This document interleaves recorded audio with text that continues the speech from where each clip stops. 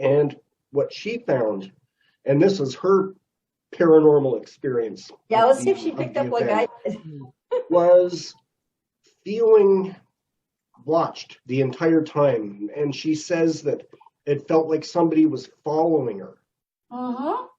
The entire, and we spent a couple hours because I wasn't going to waste the opportunity to really experience being in this building for probably maybe the first and only time. Mm-hmm. And so we spent a good chunk of the afternoon in there. And yeah, she said it just felt like somebody was following her the whole time, watching her. I honestly had the same feeling. And what's even more bizarre is when we walked in the door, and it was quite busy, right? Because it was doors open and there was quite a lot of people going in and out. But I can tell you, when spirits want to let you know that they're there, they don't care. That's true. That's right. That is so true. That's right. They pick up on your energy, they know. But it was really interesting for me because when I had visited the property, I really knew very little about it the first time I was there in 2012-ish or somewhere in that vicinity. I just wanted to go because the house was open and we knew it as a historical property, but it was never really accessible to the public. We've been on the grounds a couple of times, just walking around and experiencing the weirdness that is the property itself, but going in. So when I first came inside, we were greeted by a doors open volunteer, and I remember them giving us a little pamphlet at the time on doors open and, the properties that were visible and stuff. And as I walked through the door, the strangest thing happened. There were like 3 children that just charged at me.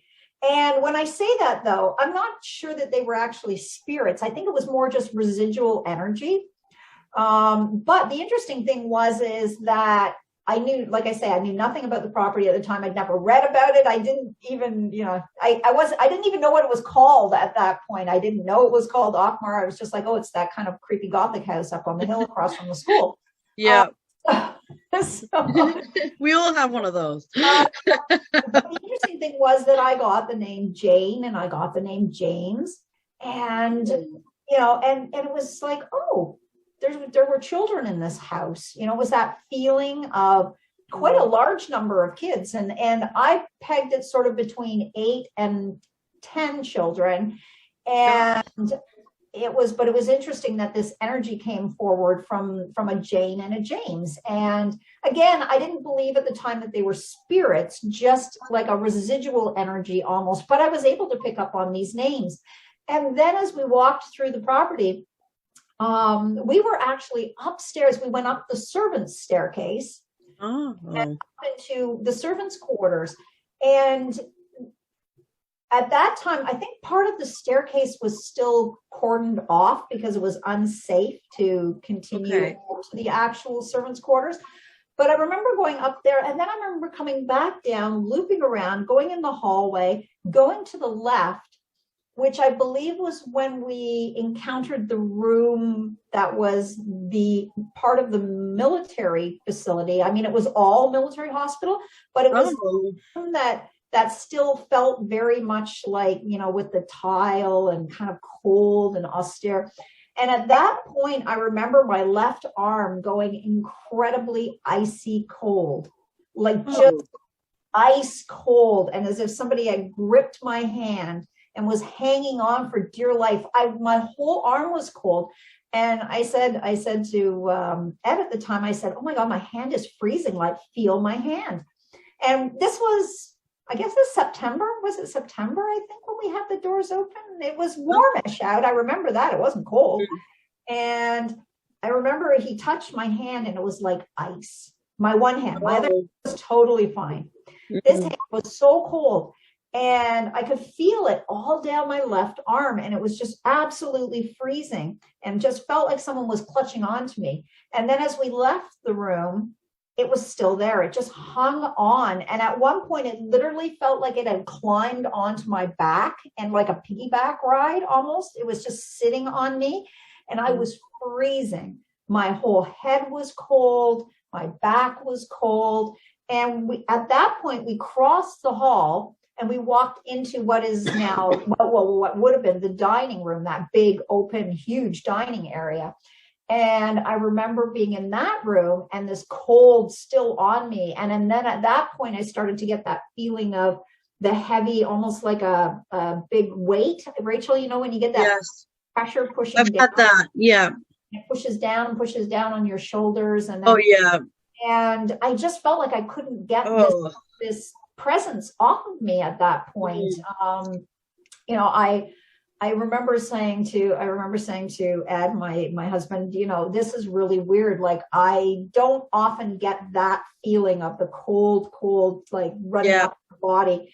And, you know, I kind of wanted to get rid of it. But at that point, it was just, it really, it hung with me for a good portion of my walk around in the property.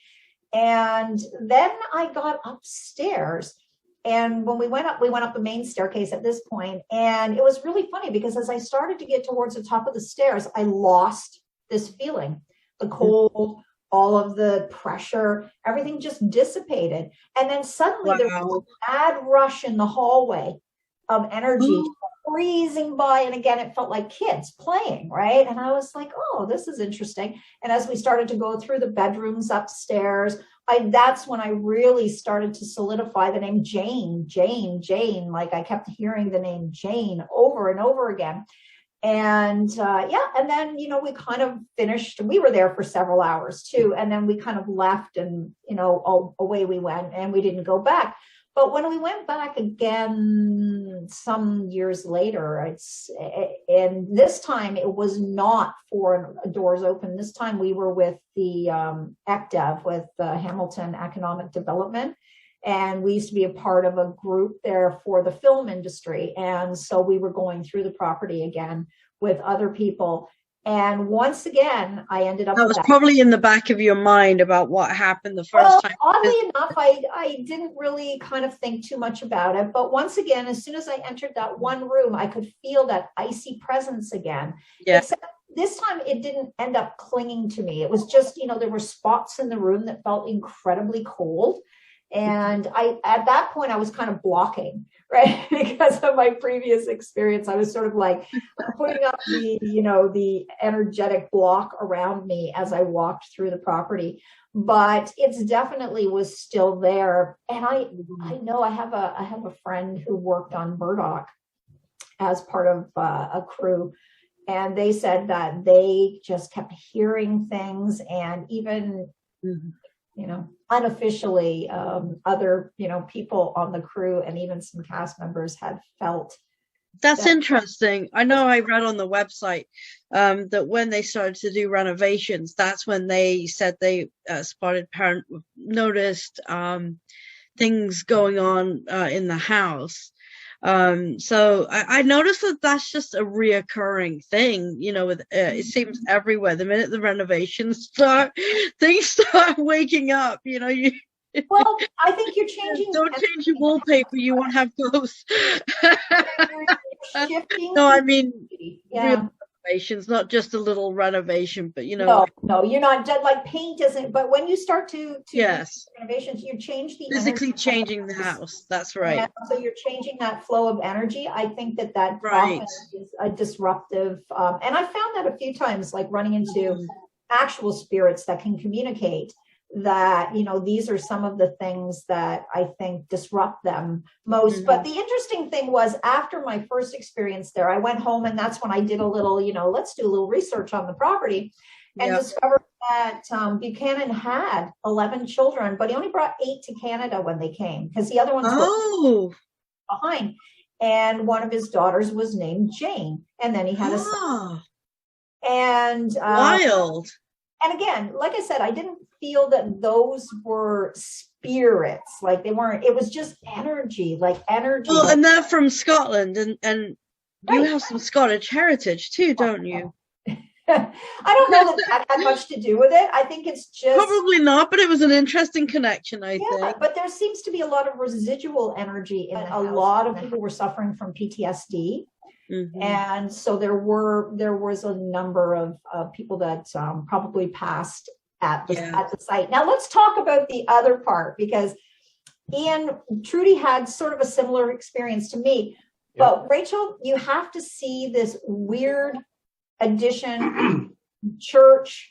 Okay, well, before we get into that, let me tell you about my experience. Yes, Sure. So Trudy had the feeling of being followed the whole time, being watched. I Now, agree with that. yeah, now my paranormal experience in the building was when we were in what used to be the library Oh, yes. Okay. or the study of when the house was owned by the Young family. Mm-hmm. And so we were in there and I'm taking photographs with my digital camera. And suddenly the screen on my camera just turned completely just white as a sheet of blank paper. Wow. And I stopped and it's like, what the hell is this? And once I stopped trying to take pictures, the screen and the camera went back to normal operation. I tried again. The same thing happened. The viewfinder turned completely white as a sheet of paper. Wow. And so this time it's like, hey, Trudy, come here, look, you got to see this, watch this. So she came over. I tried again.